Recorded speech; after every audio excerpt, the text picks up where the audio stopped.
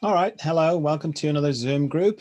We're going to start with the meditation. So if you're watching this on, if you're watching the video and you don't want to do the meditation, you can skip forward. Usually it's about 15, 20 minutes, something like that.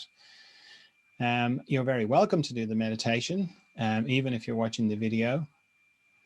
The meditation, the kind of focus on the meditation is really the expansion of our awareness of the communication that's going on.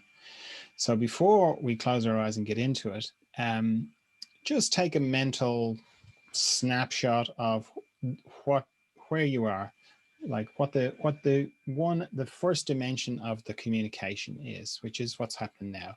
You're in a room, maybe you've got a device in front of you, a laptop, phone, tablet, whatever. You've got my little head on the screen. You can hear my voice. That's one aspect of the communication, the sort of technological aspect of it, the Zoom aspect of it. So just make a reference for that. Just kind of go, okay, that's one aspect.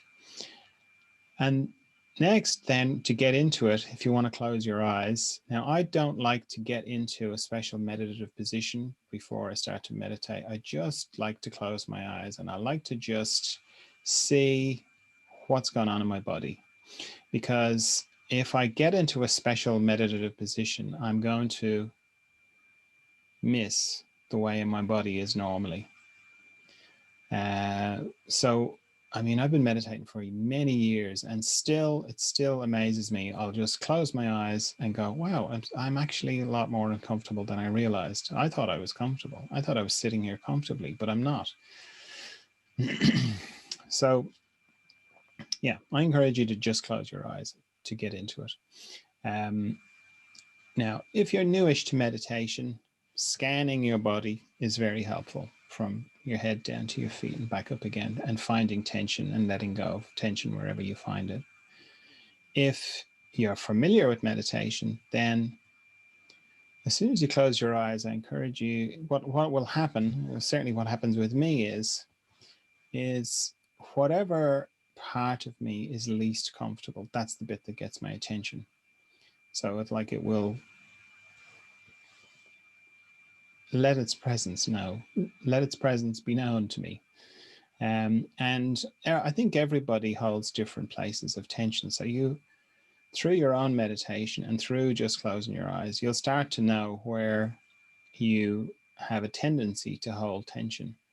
I mean, some of the places are kind of obvious: shoulders, neck, abdomen, and then some of the less subtle places are, center of the forehead, heart area, pelvic floor. So we're not going to spend too much time on them now, but those are places you can have a look at, and you can spend your whole meditation just feeling into different parts of yourself and helping them release, give up whatever tension they have.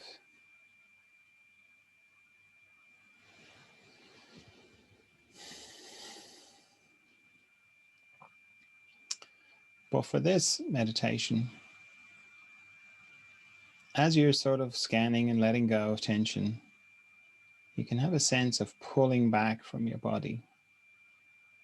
Now, how you represent that to yourself is up to you. You can think of it like, your body is a little bit like a jelly mold.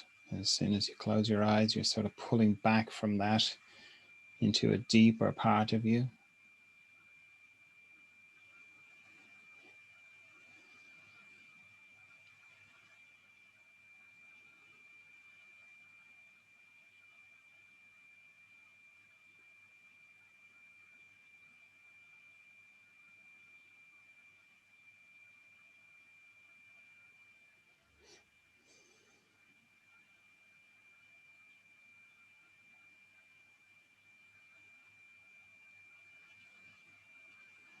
You can use your breath to pull back more.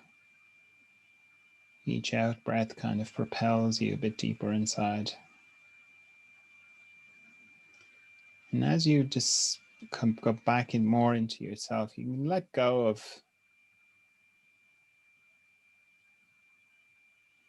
the ideas of what shape your body is, of the things that constrain your body when you have your eyes open. The sensation in your feet doesn't have to be down there. The sensation in your head doesn't have to be up there. You can let things be where they are, and you can allow yourself to feel more fluidity in the sensation inside you, if it's there.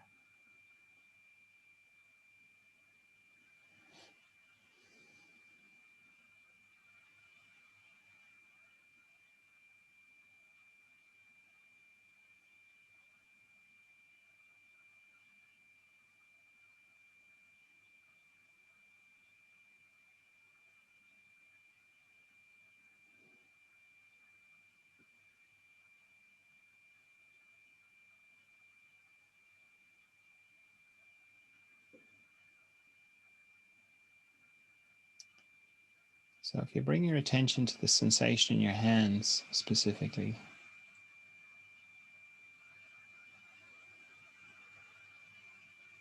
particularly the front of your hands, which would be like your palms and fingertips, finger pads, just become more aware of that sensation.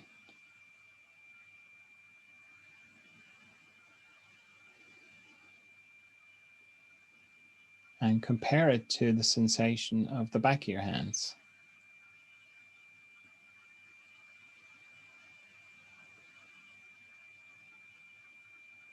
And let go of the idea of the shape of your hands.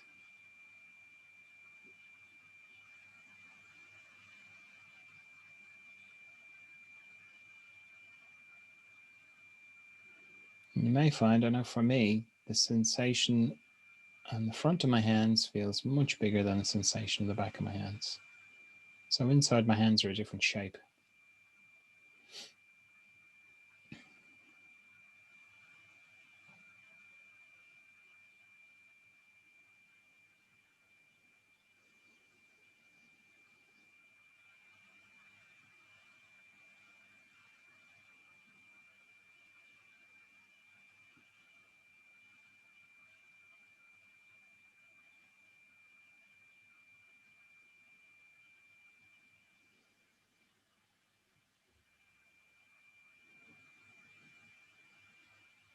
And just take a good reference snapshot of what that sensation feels like. Because we're going to include more to it in a minute. But just get a good reference for what the sensation in your hands feels like without anything else.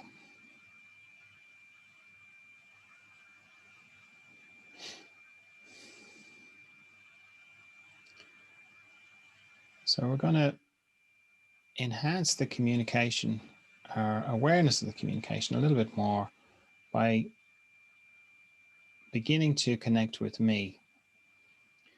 So if you want to stretch your arms out on either side of you, as if you're reaching out to touch someone on either side, and just staying with the sensation in your hands, see if you notice something different. You'll still have the reference for what your hands were like, and then there'll be some other new thing there, which will be me. We're starting off with me because it's easier to start off with me. We're going to include more in a minute.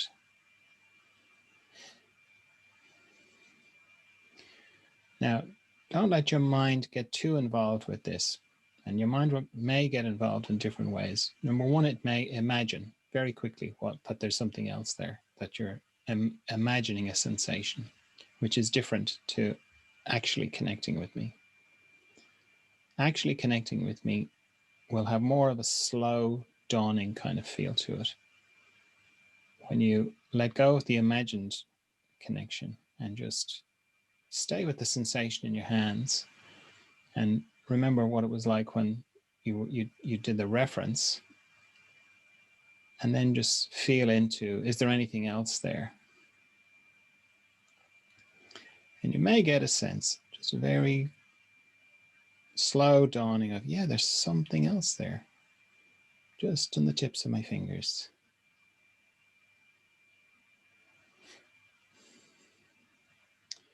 Now, if your mind is going, well, this is crazy because he's in a different country or he's miles from where I am or anything like that, don't get in a fight with your mind. Just go, that's great. Thanks very much. I'm going to think about all of that later. But for now, I'm just going to focus on the sensation in my hands.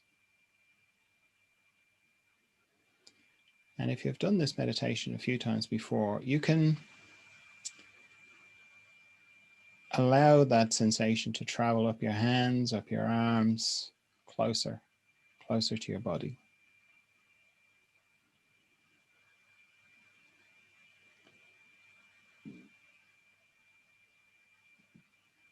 Just make sure your shoulders stay relaxed when you're doing this. You don't want to add new tension in there.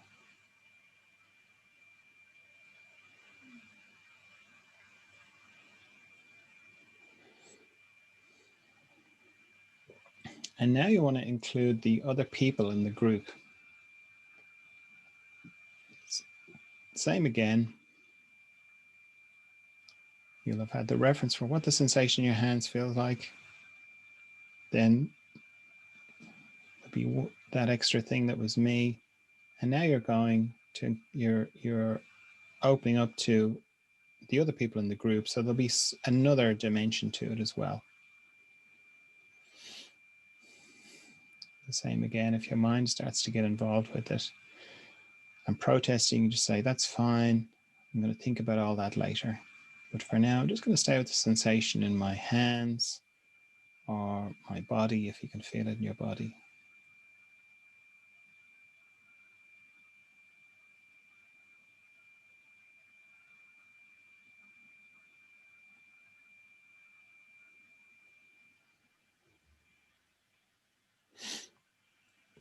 Now, if you're watching the video, you can do all this too. You can connect with me and you can connect with the other people in the group, because time and space operate differently behind the scenes, which is where we are now. And similarly, if your mind starts to try and protect you with lots of reasons why this couldn't be happening, again, just thank it and say, I'm going to think about all that later. Now I just want to feel the sensation in my hands or my body.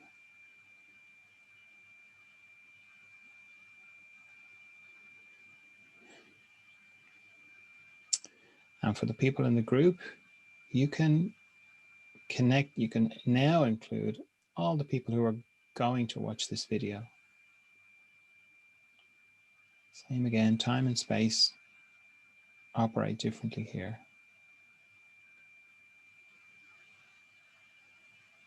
And same, if you're watching the video, you can connect with all the people who are going to watch the video, and you can also connect with all the people who watched it before you. It all exists at the same time behind the scenes where we are now.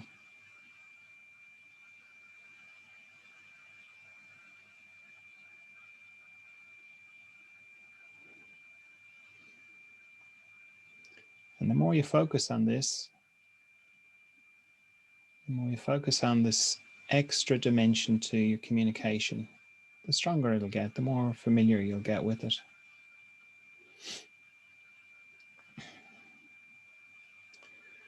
Because when people talk about having the profound realization of connection, that we're all one, or that we're all connected, regardless of how they get there, whether it's through fasting or drugs or a shamanistic ritual or an ayahuasca kind of ceremony or something like that, how they report it is nearly always the same. It's always, I looked into the face of that person and I realized we were one. There was no separation between us. I looked at the sea and the sea looked back at me. We were one. Or I looked at the bird and the bird was one with me. There was no separation. All of which are beautiful. And where they feel that is where you are now. Where they feel that connection is where you are now. They don't merge with the tree or the other person physically outside and the eyes open side of communication. That doesn't happen.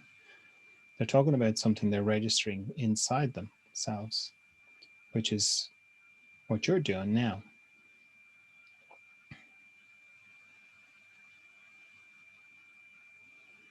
Because the great thing is there's always someone to connect to. There's always friendly energies to connect to behind the scenes. Never alone. This is where you get to experience that you're never alone.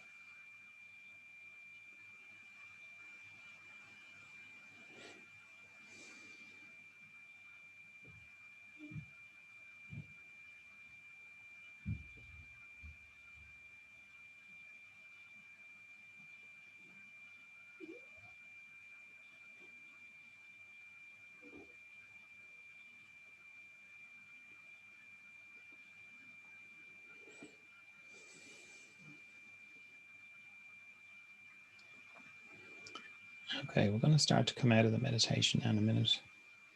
And similarly to the way I go into meditation, in my experience, what happens over time with meditation is it comes out into your life more and more. And the times between your meditation times when you sit down to meditate, those times become more meditative generally. So when you're beginning in meditation, you can often have a feeling of descent, or that you've gone somewhere, that you've traveled. And people will talk about it in terms of, I was very deep. I went very deep there. That's a lot to do with your nervous system that gives you these kind of proprioceptive sensations of something's happening, you're going somewhere. And it's also a little bit to do with your mind and the way the mind works and how it tries to make sense of meditation, which it can't really, but it has a good go at it.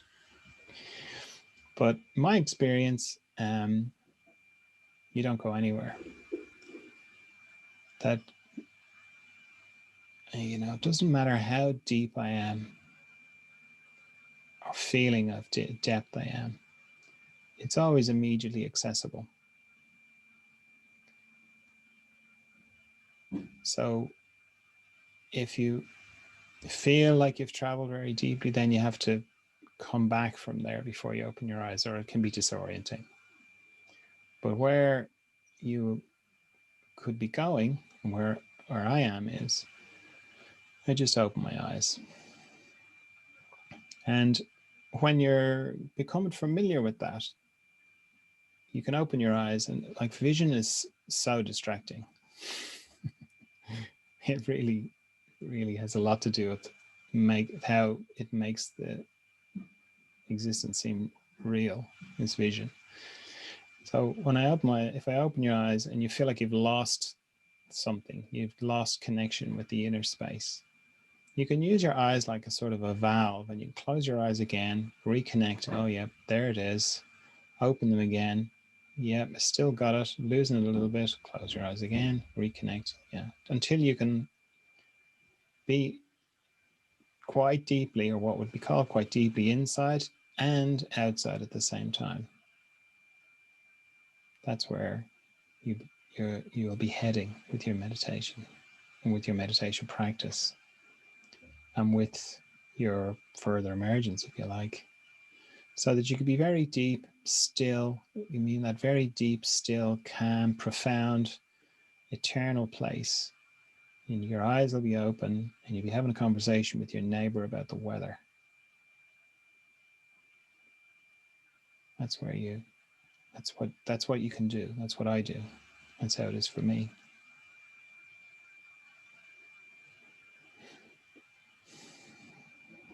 Okay, so I'm going to assume you've got your eyes open again at this stage. Okay, so hello again if you've jumped forward in the video over the meditation. As I say at the beginning of all these Zoom groups, the time of the guru is over, the time of the spiritual teacher is over,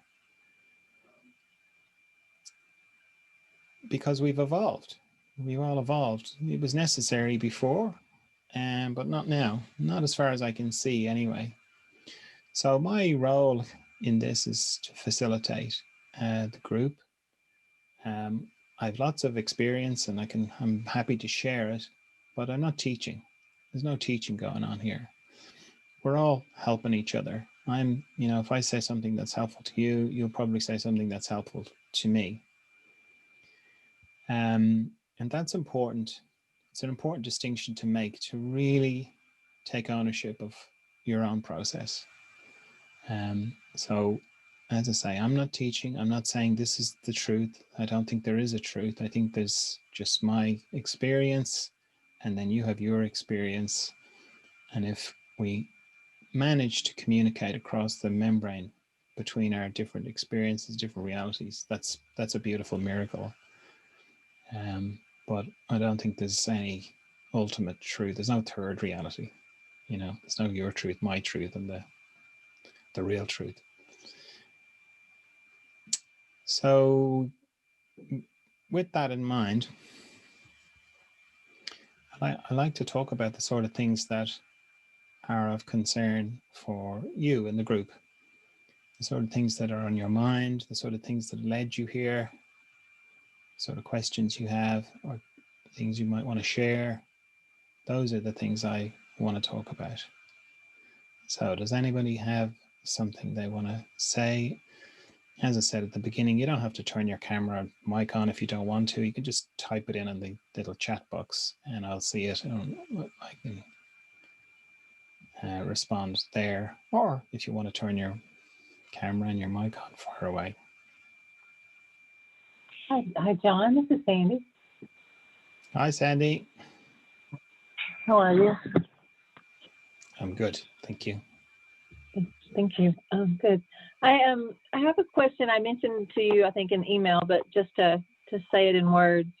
I've been pondering the idea of resourcing myself from a place of looking for something, the original agreement or the call to incarnate here. What was the drawing factor, or and maybe it's just not accessible, I don't know, but it just seems like there's something that is a longing to be found in my system anyway, about what was the driving force, what was the call to incarnate, what was the agreement between heaven and earth, along those lines. I'd be curious to hear your thoughts about that. Okay. All right. Well, the way I think of it is it really doesn't matter who you talk to. Everyone, as I've I've tried this on lots of people, and it's always the same. So if you say to somebody, why were you born the gender that you were born? Why were you born a man and not a woman? Or why were you born a woman and not a man? Why were you born in the country that you were born in and not some other country? Why were you born in this time and not 10 years earlier or 10 years later? Why were you born to those parents and not some other people? Okay. Most people, if they haven't run away from you for asking them all those questions, will say, I don't know. What are you talking about? I don't know the answer to that. And then you go, yeah, okay. But do you think it's random? Do you think that just all happened just randomly?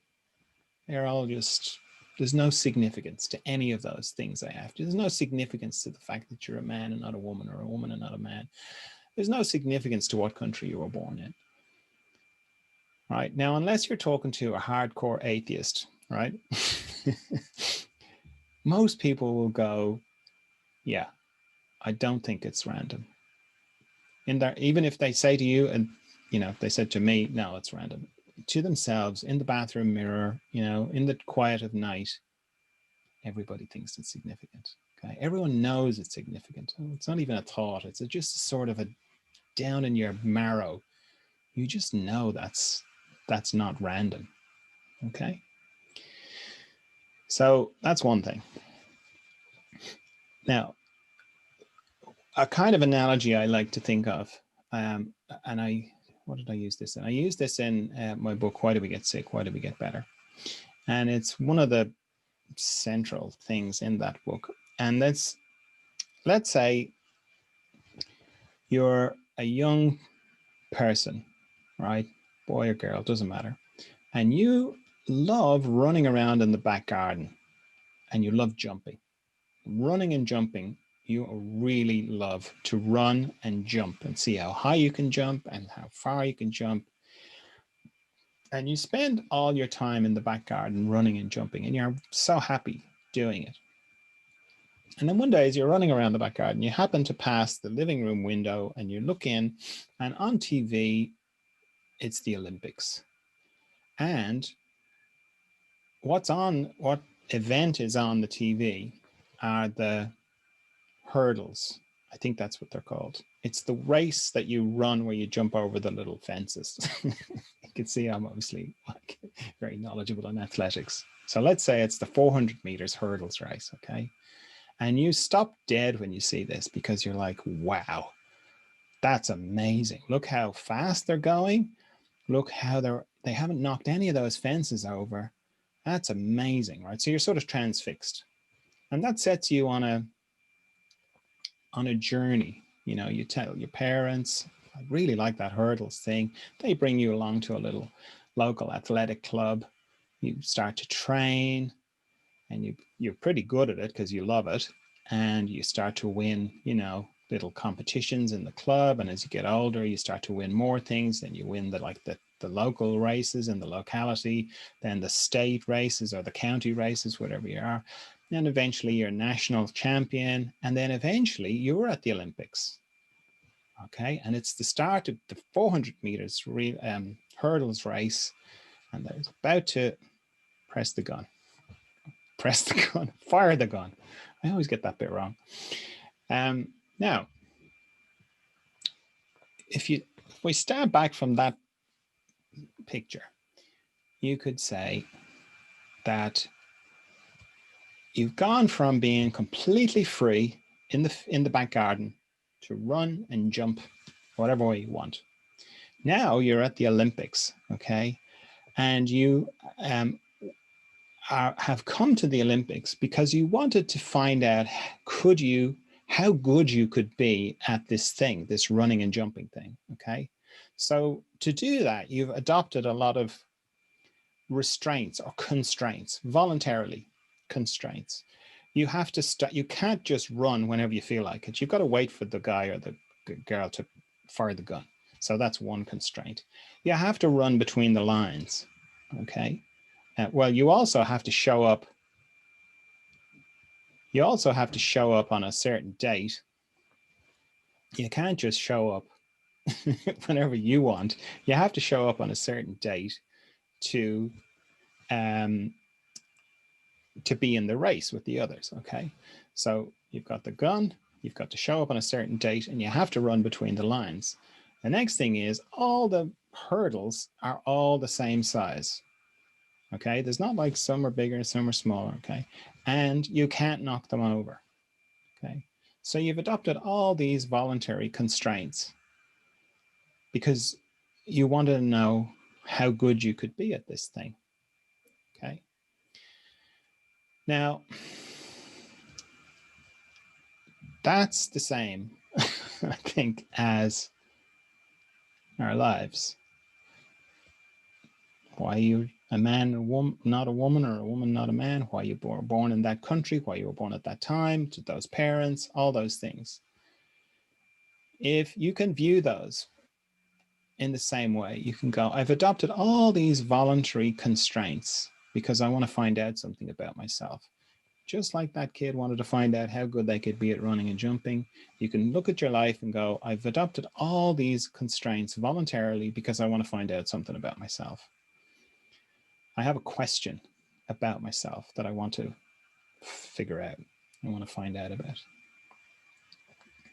Now, as I like that way of thinking about things, that's come from a lot of introspection and a lot of working with other people. Because that question seems to be the driving force in everyone's life. So then the next thing is, well, is it the same question for everybody? No, not in my experience. Do you find out what the question is? I don't think so. I don't think that's the way it works. So does that mean you don't bother even asking the question? No, I don't think that's the way it works either. I think you have to ask the question with all your heart and soul and then not go insane because you never get an answer for it. Okay. And again, on reflecting, well, why is it like that? Why? That sounds terrible. It sounds like torture. Why would it be like that? And I've the feeling it's a bit like watching a movie. It's very similar to watching a movie. If you go to a movie with somebody and you're watching it, and it's in one of those moments when there's a lot of, it's a cliffhanger, you know, and they're hanging off the cliff and it's like, oh my God, what's going to happen? Are they going to fall off? Right. And the person's looking at you going, no, it's okay. He gets his whip out, he lassos the thing, it's gonna be fine. You go, what are you telling me that for? Well, you look concerned. You go, yeah, but I don't want you to tell me. Now you've ruined it. Okay. Now what is that? Like if like you could look at that from a perspective and go, well, that's insane. Like, you know, you were getting distressed about it and they're just helping you out. And I think that's kind of what it's like with life, you know. Like say with the movie, it's similar. You adopt constraints. You know, you basically go, I'm going to believe this. I'm going to pretend this is real. Okay, I'm going to get into it. I'm going to like get into the story and what's going to happen, and that's half the fun. What's going to happen? Okay. So you can look at your life in the same way. You're going, what's going to happen? But you don't want to know. But what's going to happen? But don't tell me. I don't want to know the end of the film. You know, don't ruin it for me. What's going to happen? Okay. That's the way I think the question works. Now it's sometimes it could be like it being in a horror movie, but even horror movies people like to go to. I don't like to go to them, but you know, people like to go on them, right? So this idea of a question I find much more helpful to look at, because once you begin to look at your life to date in this perspective, you can begin to, it's almost like you activate things inside yourself, like machinery inside yourself, where you are looking back on your life and you begin to see themes. You begin to see reoccurring themes, you know, like the person who was bullied as a child gets bullied by their bosses, gets bullied by their spouse, maybe, until they kind of go, I'm not going to be, I'm not going to have this anymore. And they sort of start to live a sort of power that they didn't think that they had before. Because the question I've found is generally not complicated, meaning it's not some, you know, very sophisticated kind of thing. It generally is quite simple, meaning it'll be like, am I good or am I bad? I'm not sure. So I'm going to have this life. I'm going to go through this whole life trying to figure it out. Or am I powerful or am I weak? And I'll go through my whole life figuring it out. It's, you know, like you could think of, like, because I have kind of refined this way of looking at things through working with people, you can kind of think of it in layers, right? So if somebody twists their ankle when they're dancing, okay, that's a physical trauma that happens to them, okay? So that's between them and the environment usually. So I was in a car accident, I hit a tree, you know, trauma, physical, between them and the environment. Next layer down is emotional stuff. So that would be like, my dad hit me in the face when I was 5, and I've got this trauma as a result of it. Okay. Or my mom did this thing. Okay. So if someone has got something in that, if the restriction is in that area, it will percolate up and maybe manifest physically as well. But the root cause will be between them and another person. Me and my dad, me and my mom, me and that other person, whatever. So, you know, I was going along fine. You know, I'd be able to treat people who had physical things, them and the environment, great, miraculous recoveries, brilliant. And then, you know, got a bit more complicated, emotional issues, printing out physically. Okay, got them to help figure out how to help them to release, great. And then people with terminal, or not terminal, life-threatening things started to come. And it became obvious that there was a physical element to it, there was an emotional element to it, but there was also another element, deeper. And that's where it was coming from. And it's pretty much in the mystery. It's in the mystery of that person. And it was in that depth of them where they were working out something, this question. That's where it was coming from. And often it was because they had completely become detached from their question. And because their question is so important to them, that their system started to shut down. And that printed out as a life-threatening condition. And down there, it's between them and them, right? So up here, physical, the person and the environment. Next layer, emotional, the person and other people. Down in here, in this kind of question realm, the mystery, them and them. Okay, so that's what I mean about it. It's quite simple, usually. Am I good or am I bad? Am I weak or am I strong? Those are just two that pop into mind, but there's others, you know, and it's a nebulous kind of thing. And this whole kind of idea of a question is from the frontal part of me kind of looking back on that going, oh, well, what's going on here, you know? But generally, yeah, when people would resolve that, then amazing things would happen and the situation would resolve itself and that would percolate up and then the physical side of it would just go, you know? Like I remember one woman coming who was diagnosed with breast cancer. And she was going, you know, it's not like you can talk really about that to the person, unless there is an openness to talk about it or a necessity to talk about it. But for me, it's important for me, you know, working with them to know what's going on.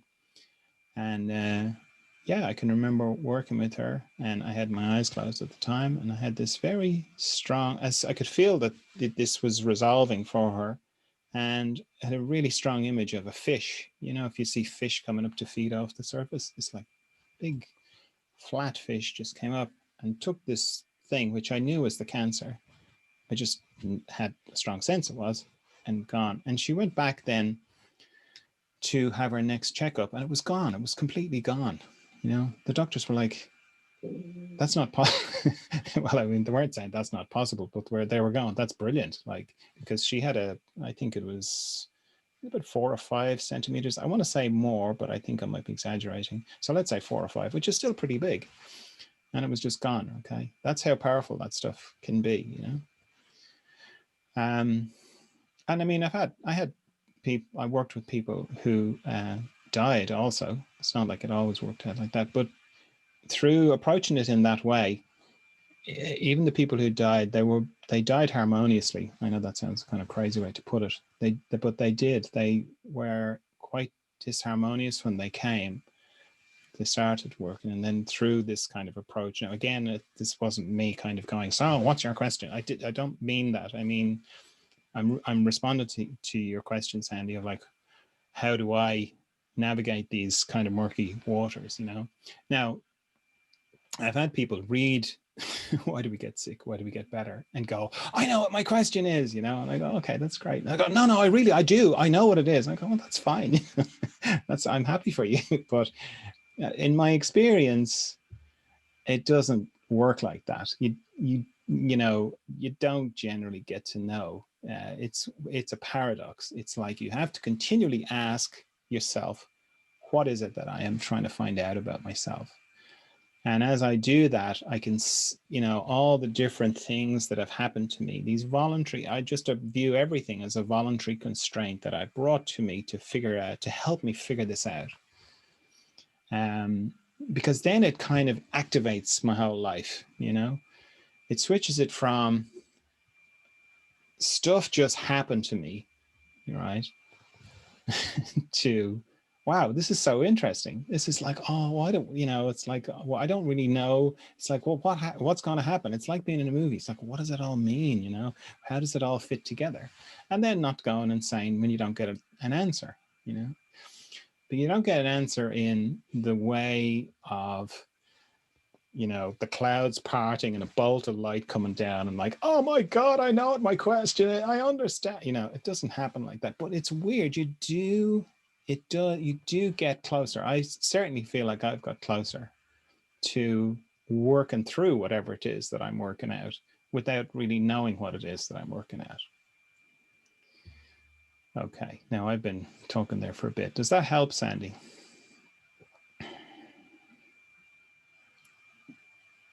Okay, I'm not sure what's going on with Sandy. Does anybody else have anything to do with that, to do with what I've just been talking about? Any questions or reflections or comments or anything? Okay, so Sandy's going, yes, John, that helps. Okay. Yeah, it just kind of gets around that thing of, or maybe it doesn't get around it. I think it sort of brings it right up into the present, you know, because you can kind of like trying to think about conception and why did I choose this life, and trying to get into that, it's hard, you know. Whereas this stuff, you can just immediately apply it and go, wow, what does it all mean? It just brings your life, lights it up, you know. And, you know, and that doesn't mean that it's right. I'm not saying this is the truth or anything. I could be completely deluded here, right? But there's a, you know, people kind of want to cling on to what's real, you know, and I think it's part of to do with science, which is great. You know, science is brilliant. I love science, but science is great, but it has to be balanced with all the stuff we don't know. And there's so much stuff we don't know that it, you know, it diminishes. It brings it, you know, no, it doesn't diminish. It kind of makes it humble what we do know. It's brilliant what we know, and it's miraculous what we know. But then it's also, we have to be humble. I think it's important to be humble about, yeah, but there's all this other stuff that we don't know as well. So I don't, like I'm very clear inside myself that I'm choosing to believe this stuff. I'm choosing to view my life in that way. I don't really believe it. I just choose to view my life in that way. I choose to see it that way. Not because I'm trying to prove it to myself that it's true, you know? I'm doing it. I view my life that way because it's more enjoyable. Okay. Because I've had conversations with people who are, say, very devout atheists, and they can convince you, particularly someone who's good at talking and arguing and debating, they can convince you of all sorts of things.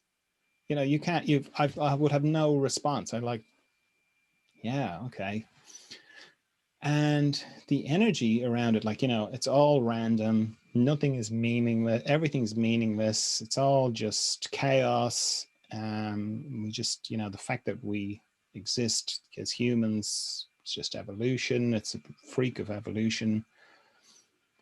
And they might be right, but when I feel into that, I feel awful. I feel terrible. I just like all the color goes out of everything and all the magic goes out of everything. And when I think of it in the way that I just explained, that I view it, and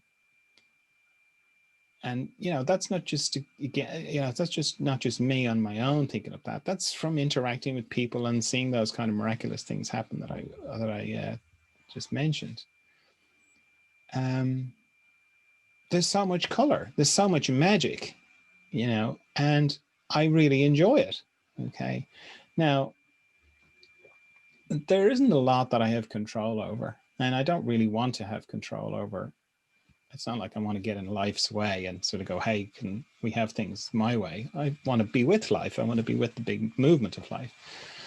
But what I do feel like I have, I suppose, what I can take responsibility for is how I feel inside, like my own internal state.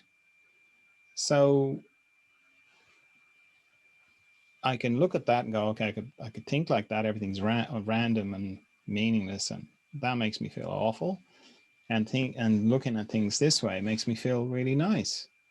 So I'm just going to choose to go with the nice. Okay, not because I think it's right or because I think it's wrong, just because I can choose it.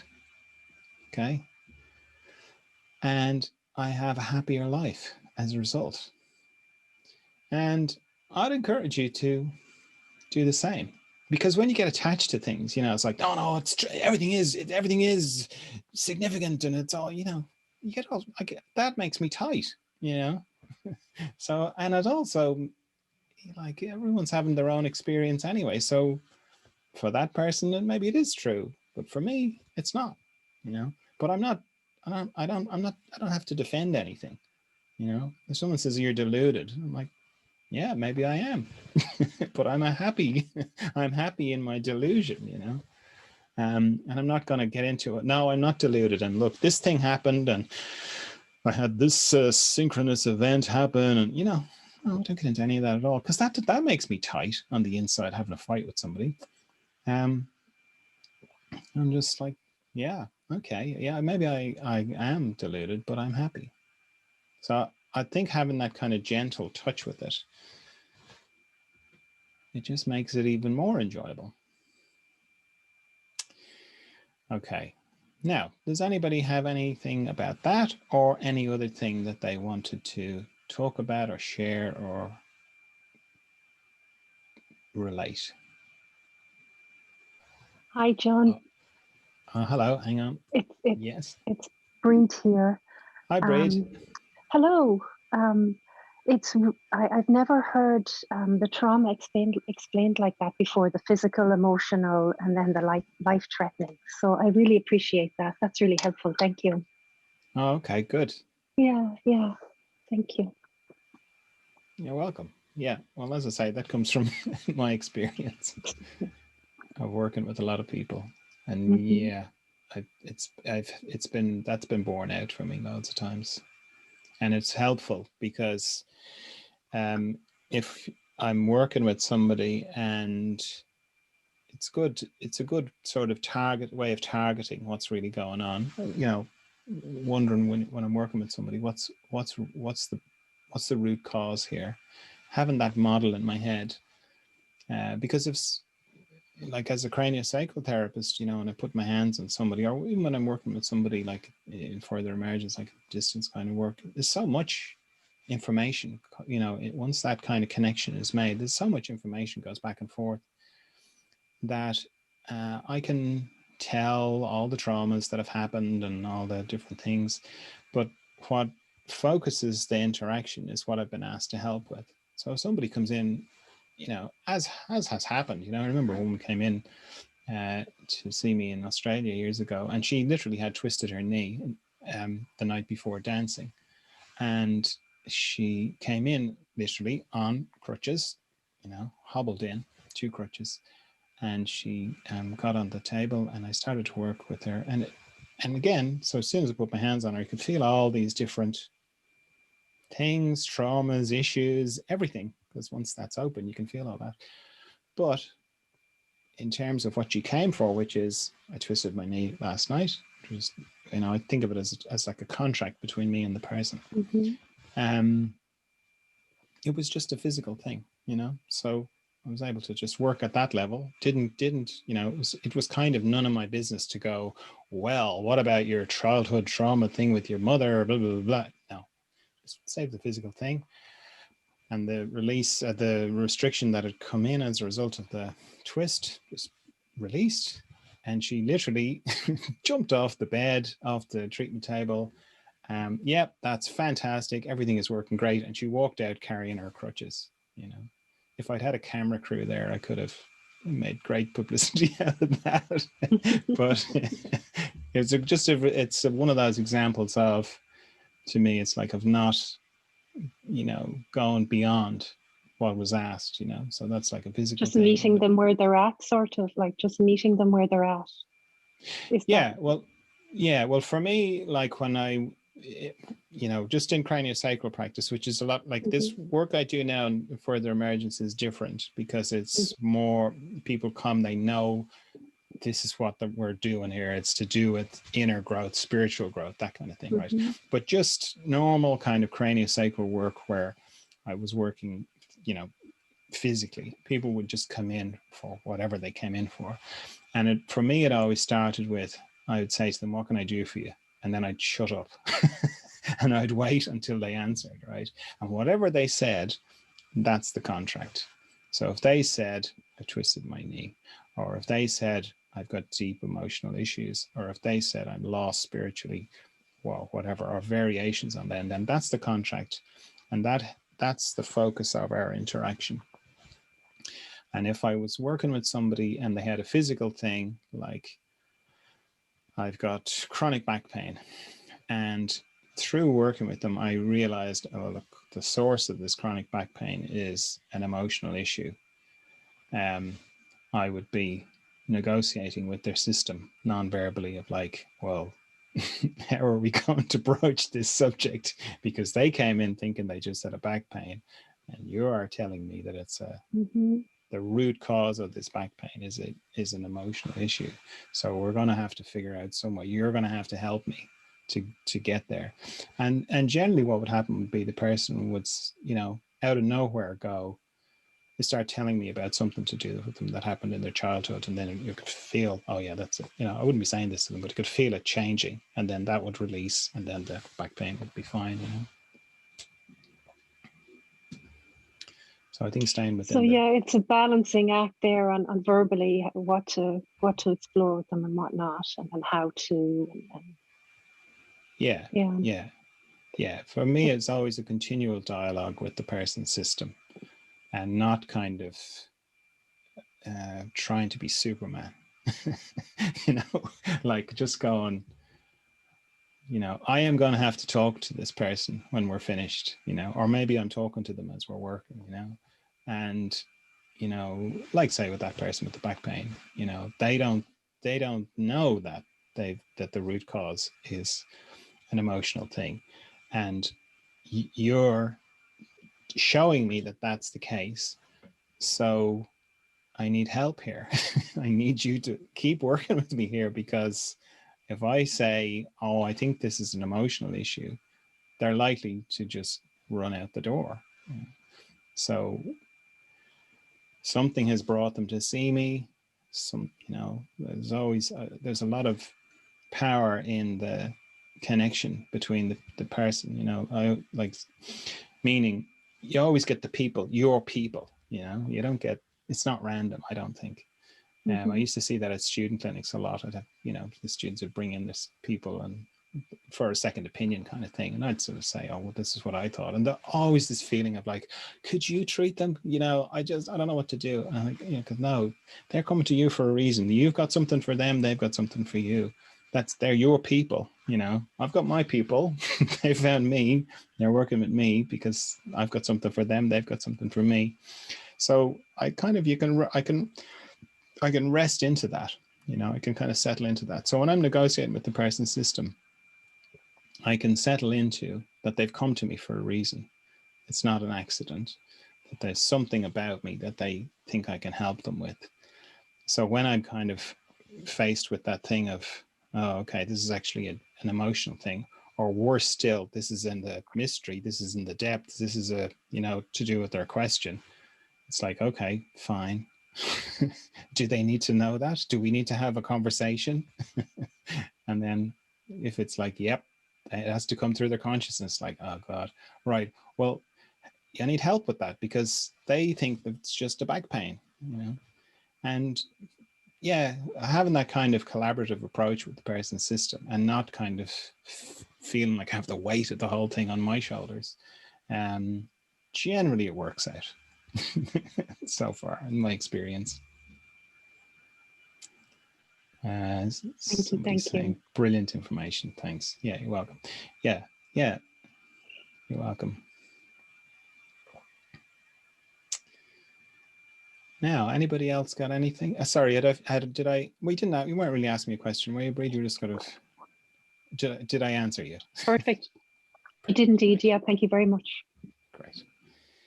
Okay. Anybody else got anything? I have enjoyed it very much. Just to contribute that. Yes. Okay. Thanks, Thea. Okay. Well, I think we'll wrap it up there then for tonight. I don't know if I mentioned to you that I've put these on. There's a podcast out now as well from these. So you've got the YouTube, and now you've got a podcast as well. So that came to me exactly like that's how this whole thing started, which was, you know, I've just meditate throughout the day myself, and then like the voice kind of said, oh, you should do this on Instagram Live. It's like, what? That's the worst idea I've ever heard. So similarly, and you know, and all this has come from that. So similarly, yeah, meditation is like, you should take the audio from the Zoom groups and make it a podcast. It's like, really? Another podcast on top of everything else. But anyway, it's working out fine. So yeah, just to let you know, the podcast is there if you want that as well. I appreciate this rich info so much. Thank you. Somebody's saying that. You're very welcome. Okay, well, we wrap it up there for tonight. Thanks very much for coming along, and see you next week for some more further Emergence Zoom group. Bye-bye. Bye. Thank you. Bye-bye.